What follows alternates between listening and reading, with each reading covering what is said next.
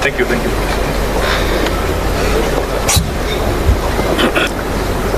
Ladies and gentlemen, we have had a meeting of the Central Committee of the ODM party.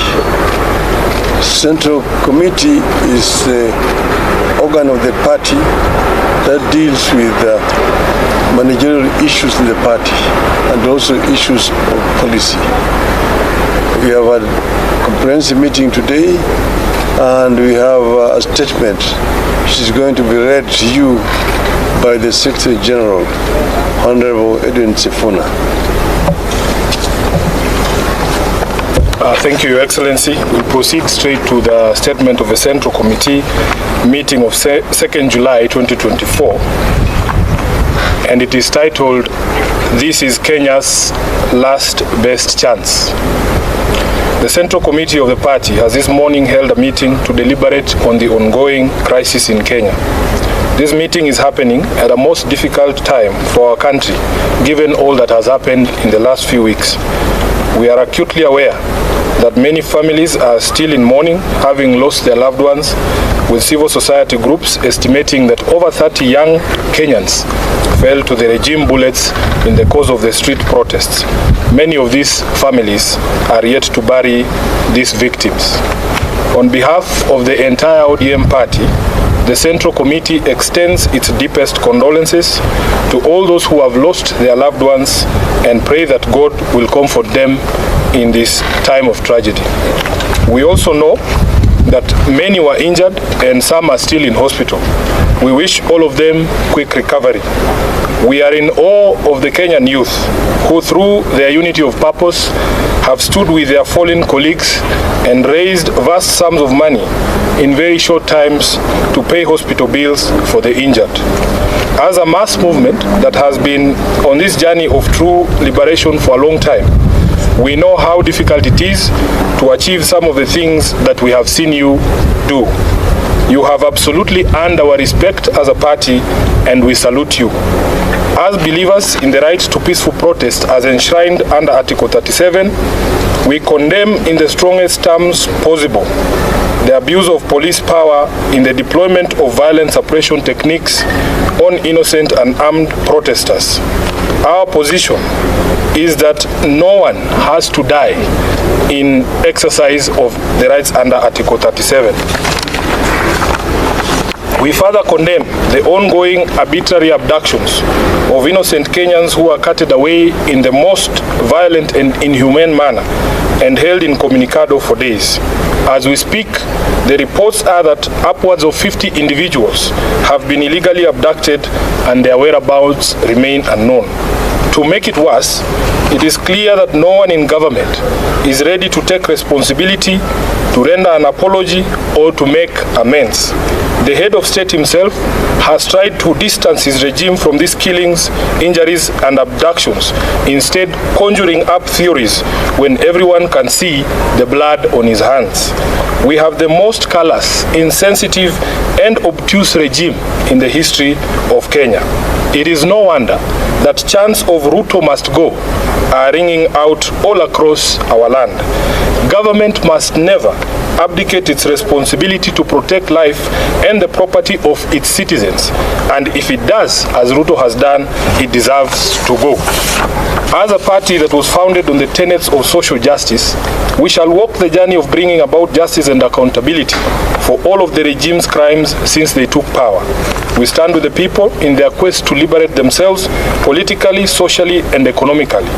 Kenyans asked us to stand with them against the punitive tax proposals in the finance bill, and we did. Of the 115 members of the National Assembly who stood with the people and voted against the bill on the floor, 73 were in fact members of ODM. We applaud these great patriots and thank them for being true representatives of the people. As a party, we celebrate you for being on the right side of history, and the party has charged the Honorable Opio Andai and the Whip Junet Mohammed to convey this message to each individual member who stood with the people of Kenya. Sadly, a few of our members went against the wishes of the people and sided with the oppressor, and we will speak to the consequences shortly. In light of this state of affairs, the meeting has resolved as follows. Number one, that it is time for all of us in the political leadership to begin to listen. Listen to what the people are saying and not to our own voices. The young people have spoken in plain language that should be clear to everyone. Let's not be vague. Let's just do what the young people are telling the government to do. Number two, we consider this to be Kenya's last best chance. The youth have given our country our last best chance. We either seize it and swim with it by implementing all their demands, or we ignore it and sink the country altogether. Number three, that the Kenya Kwanza regime must take full responsibility for all the deaths, injuries, and destruction of property arising from the violent suppression of peaceful protests.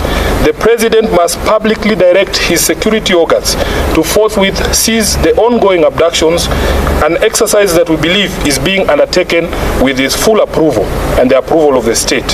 He must account for and order the release of all detainees abducted by these security agencies.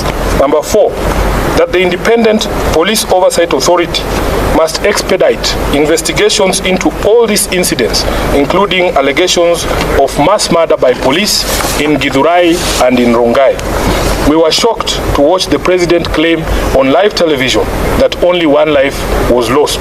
It tells you how out of touch with reality he is. Number five, that in our view, what happened on the 25th of June 2024 amounted to a vote of no confidence in the Ruto regime. It is clear that this fact is totally lost on Ruto. It is reflected in his petulant proposals on how we manage our economy following the rejection of his tax bill. Instead of focusing on cutting wastage, opulence, and corruption in his regime, he is hitting back at the Kenyan people with threats to cut funding for the judiciary and the county governments. Six, that the ODM party will support credible austerity measures in the executive and in parliament. These two institutions have been expressly indicted by the people as citadels of largesse and wastage. With fresh memory of the invasion of parliament and standing threats for occupation of the executive seat of power, these two institutions must have an honest introspection on their contribution to our current predicament and take measures to lessen the taxpayers' burden. As a party funded by taxpayers ourselves, we will also be taking steps to scale down on our presence across the country and some of our activities to reflect this new economic reality. Lastly, that ODM shall initiate and lead recall processes in the following constituencies in light of the current office holders' repeated violation of their sacred oath and the wishes of their electorate. Number one, Game constituency. Number two, Bondo constituency. Number three, Navaholo constituency. Number four, Kajiado Central. Number five, Ikolomani. And lastly, Suba South in Homa Bay. Thank you. That is the end of the statement. Very good. I'm very much from the standard. Now, you said that you support the demands by the youths. One among the demands is the resignation of President Ruto. Do you support that? The youth have spoken in clear and certain terms. Let us not pretend like we don't hear what they are saying. You have heard it, we have heard it, Ruto has heard it. Yeah. Next question. Yeah. The second question was that the kind of environment that the president is enabling right now, the suppression through police, do you think it supports his calls for dialogue? No, because nobody believes what the president is saying. His actions and words are totally different.